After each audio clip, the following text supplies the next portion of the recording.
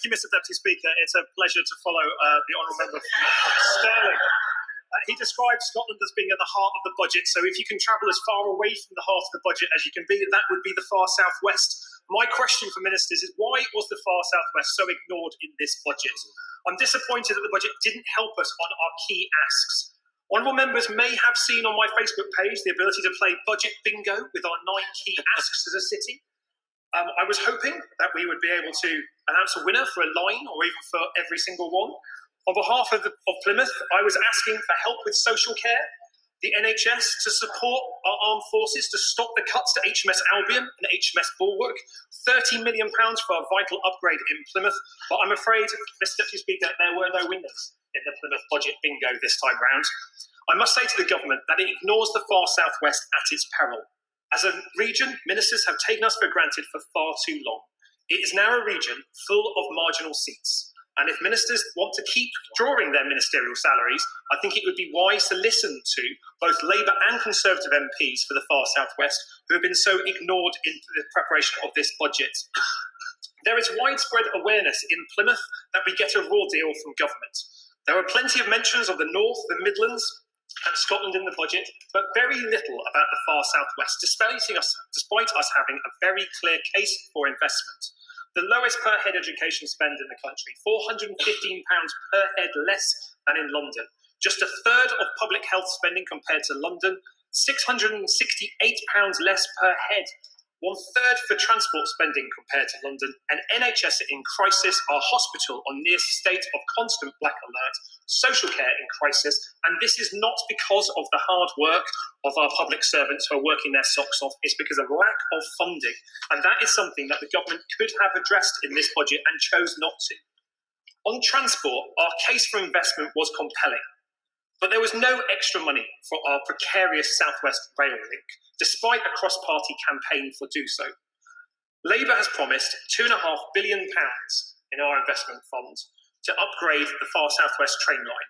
The Peninsula Rail Task Force, backed by Conservative councils, Conservative MPs, are backed by a Labour opposition but not a Conservative government. We were asking for £30 million for track straightening so we can improve our journey times between Plymouth, the far South West and London. The start of the process of reducing journeys to London from Plymouth by an hour. There is £55.7 billion for HS2. But the government couldn't even deliver £600,000 that we need to complete the study into this work, or the £30 million it requires to complete this work next year. People across the far southwest are asking, what do we have to do to be listened to by the government? And that is really important because our transport network in the southwest is a totem for our region. The Minister may be aware that in the last couple of days, cross-country trains have ended their trains from the heart of the budget in Scotland down to the far southwest at Exeter, because the cross-country trains can't go through Dawlish when there's storms because they short-circuit, they block the track and they cut our region off. That is simply unacceptable. No other part of the country would accept this poor deal on transport, and nor should the far southwest. Plymouth needs better road, rail and air connections, and so we need government assistance to help us fund that fast and resilient train line. Government assistance to back the campaign that myself and the Conservative-run Plymouth City Council have announced to extend the M5 from Exeter to Plymouth, and on air, be ready to support us in reopening Plymouth City Airport. But on defence, there is a key ask as well. Now, I know that ministers were being lobbied not only by Labour MPs, but also Conservative MPs to stop the cuts to HMS Albion, HMS Bulwark and the Royal Marines. It is simply unthinkable in the 21st century, with Russia rising as a threat, that we are about to get rid of our amphibious assault capabilities, the lack of support to be able to deliver the humanitarian assistance that we need. I will give them. Grateful to my honourable friend for giving way, speaking with characteristic passion and clarity. But isn't the lesson of the defence cuts we've seen in the last 7 years is that when you've lost the capability, it takes a huge amount of time, energy and investment to get it back, and this is capability we can't afford to lose. Absolutely, I share that concern, and also I know that members opposite share that concern as well. There was a lot of Tory members who were pinning their hopes on extra money in the budget, so the Chancellor, when he was in his former role as Defence Secretary, could correct the mistakes he made in that role. That hasn't been coming. I know the current Defence Secretary is in Plymouth today, learning about the Royal Navy.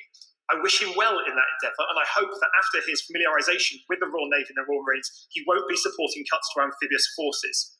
So I say to the Treasury front bench, by this time next year when we have a budget, please bring forward campaigns and proposals to fund our trade line properly, to respect our armed forces and the threats they face by not cutting our amphibious capabilities, to address the school funding shortages that we have in the far southwest that seeing subjects lost, teaching assistants sacked, and those people with special educational needs suffer the most, address our crisis in the NHS and fund social care properly.